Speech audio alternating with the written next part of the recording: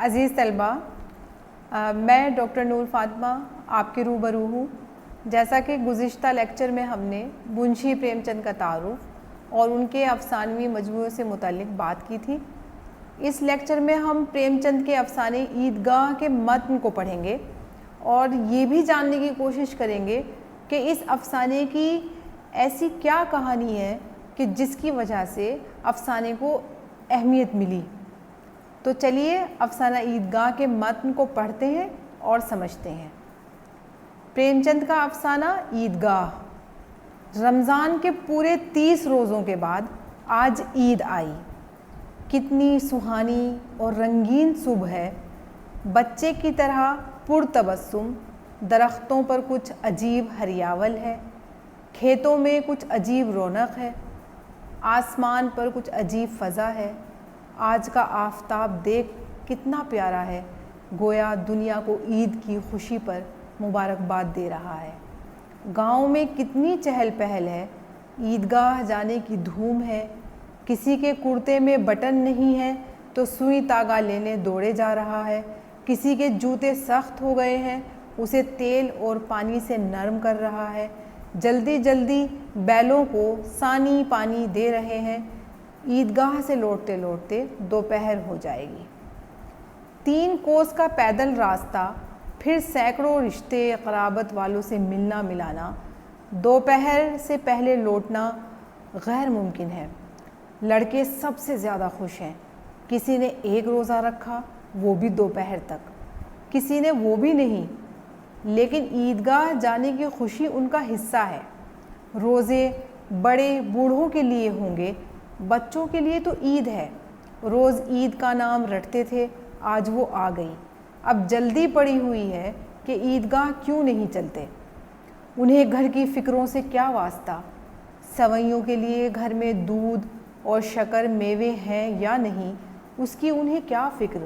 وہ کیا جانے ابا کیوں بدحواس گاؤں کے مہاجن چودھری قاسم علی کے گھر دوڑے جا رہے ہیں۔ ان کی اپنی جیبوں میں تو قارون کا خزانہ رکھا ہوا ہے، بار بار جیب سے خزانہ نکال کر گنتے ہیں، دوستوں کو دکھاتے ہیں اور خوش ہو کر رکھ لیتے ہیں۔ انہی 4 پیسوں میں دنیا کی 7 نعمتیں لائیں گے، کھلونے اور مٹھائیاں اور بگل اور خدا جانے کیا کیا۔ سب سے زیادہ خوش ہے حامد، وہ 4 سال کا غریب خوبصورت بچہ ہے جس کا باپ پچھلے سال ہیضے کی نذر ہو گیا تھا۔ ہیضہ ایک بیماری ہوتی ہے، نذر ہونا یعنی کہ ان کا انتقال ہو گیا، قربان ہونا، اور ماں نہ جانے کیوں زرد ہوتی ہوتی ایک دن مر گئی۔ زرد کہتے ہیں پیلے کو۔ کسی کو پتہ نہ چلا کہ بیماری کیا ہے، کہتی کس سے، کون سننے والا تھا۔ دل پر جو گزرتی تھی سہتی تھی، اور جب نہ سہا گیا تو دنیا سے رخصت ہو گئی۔ اب حامد اپنی بوڑھی دادی امینہ کی گود میں سوتا ہے اور اتنا ہی خوش ہے۔ اس کے ابا جان بڑی دور روپے کمانے گئے تھے اور بہت سی تھیلیاں لے کر آئیں گے۔ امی جان اللہ میاں کے گھر مٹھائی لینے گئی ہیں، اس لیے خاموش ہے۔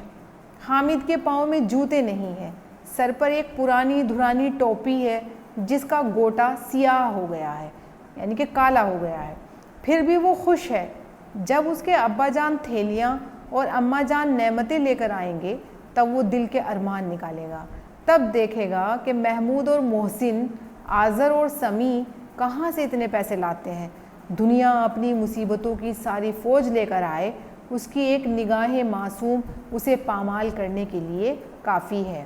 نگاہ معصوم یعنی کہ پاک نگاہ، کیونکہ بچے کی جو نگاہ ہے وہ پاک ہوتی ہے۔ حامد اندر جا کر امینہ سے کہتا ہے، تم ڈرنا نہیں اماں، میں گاؤں والوں کا ساتھ نہ چھوڑوں گا، بالکل نہ ڈرنا۔ لیکن امینہ کا دل نہیں مانتا۔ گاؤں کے بچے اپنے اپنے باپ کے ساتھ جا رہے ہیں، حامد کیا اکیلا ہی جائے گا؟ اس بھیڑ بھاڑ میں کہیں کھو جائے تو کیا ہو؟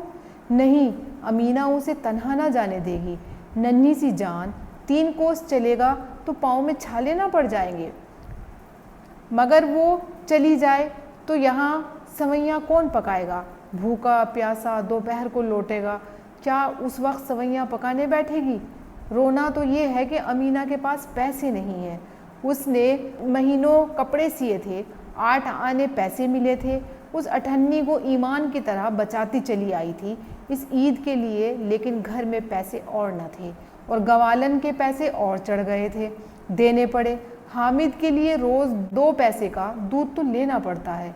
अब कल 2 आने पैसे बच रहे हैं, 3 पैसे हामिद की जेब में और 5 अमीना के बटुए में। यही बसात है, अल्लाह ही बेड़ा पार करेगा।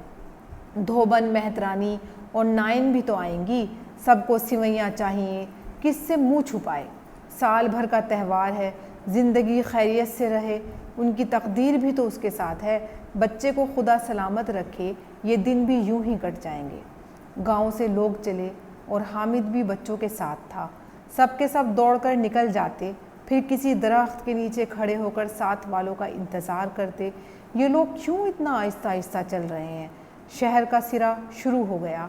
सड़क के दोनों तरफ अमीरों के बाग में पुख्ता चहारदीवारी बनी हुई है, दरख्तों में आम लगे हुए हैं। हामिद ने एक कंकरी उठाकर एक आम पर निशाना लगाया। माली अंदर से गाली देता हुआ बाहर आया। बच्चे वहाँ से एक फरलांग पर हैं, खूब हंस रहे हैं। माली को खूब उल्लू बनाया। बड़ी बड़ी इमारतें आने लगी। ये अदालत है, ये मदरसा है, ये क्लब घर है। इतने बड़े मदरसे में कितने सारे लड़के पढ़ते होंगे। लड़के नहीं हैं जी, बड़े बड़े आदमी हैं।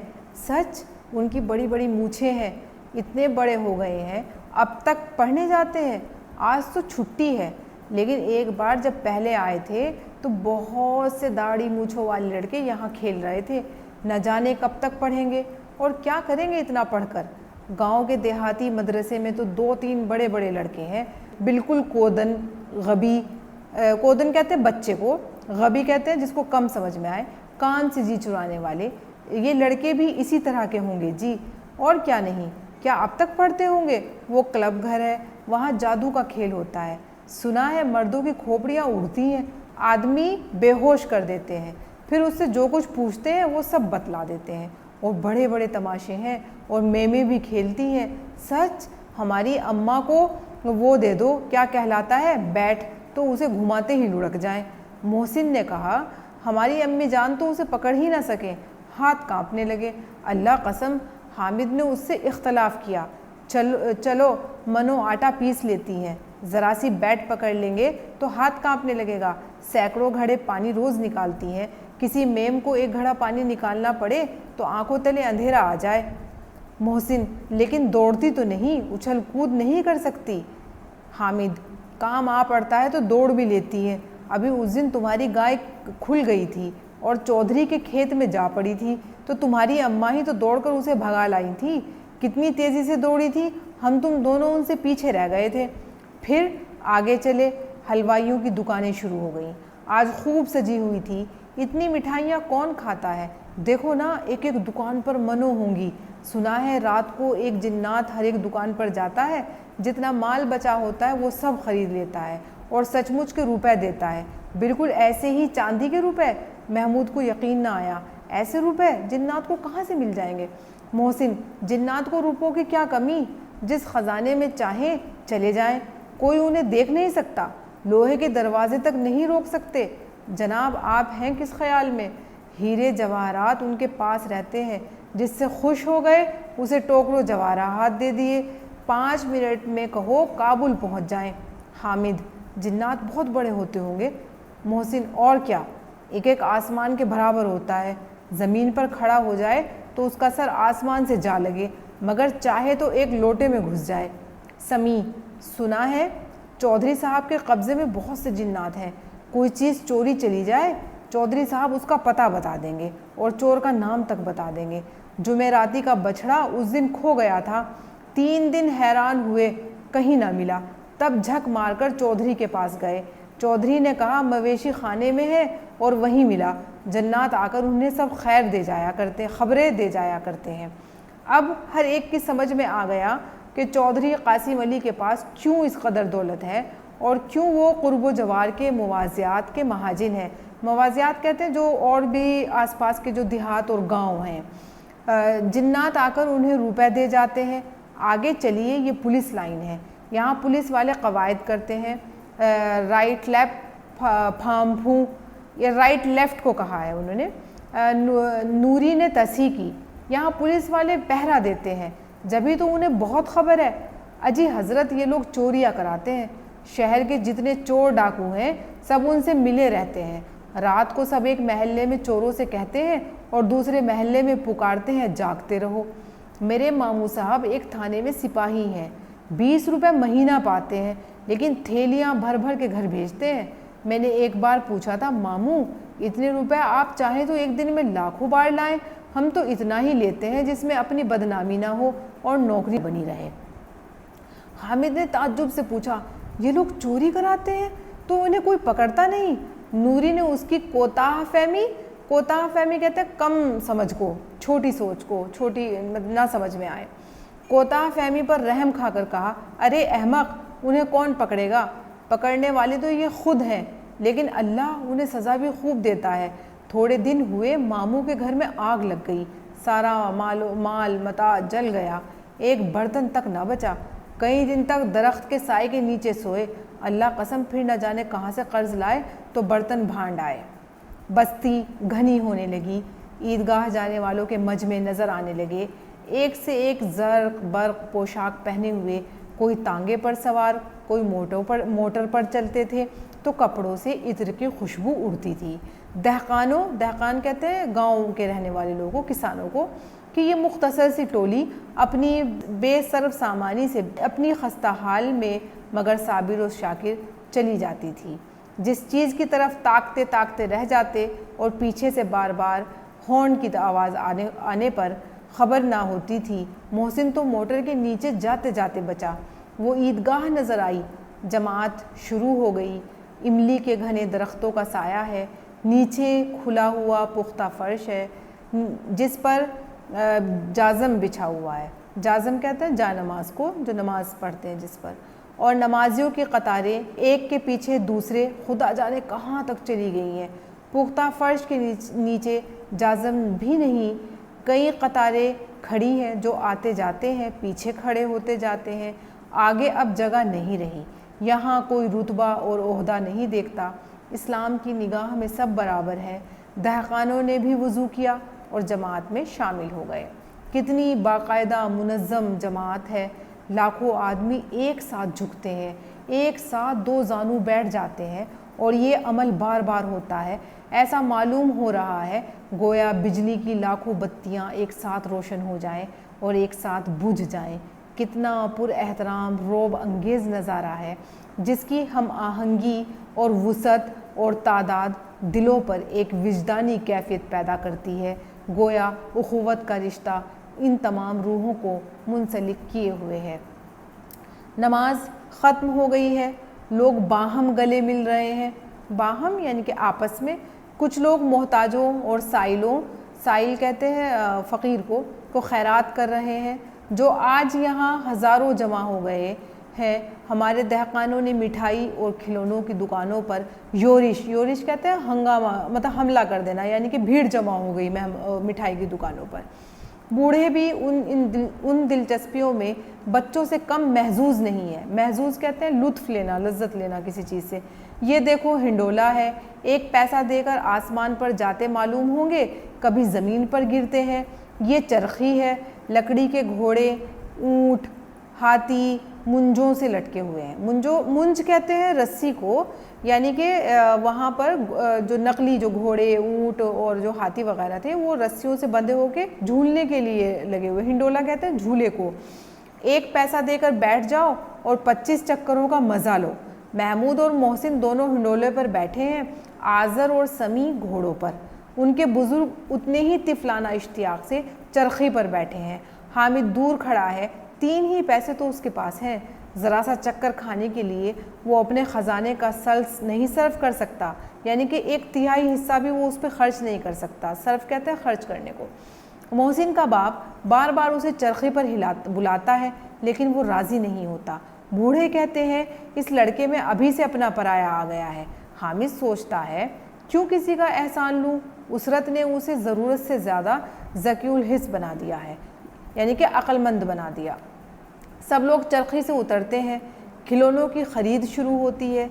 सिपाही और गजरिया اور راجہ رانی اور وکیل اور دھوبی اور بھشتی بے امتیاز ران سے ران ملائے بیٹھے ہیں۔ دھوبی راجہ رانی کی بغل میں ہے اور بھشتی وکیل صاحب کی بغل میں۔ واہ کتنے خوبصورت، بولا ہی چاہتے ہیں۔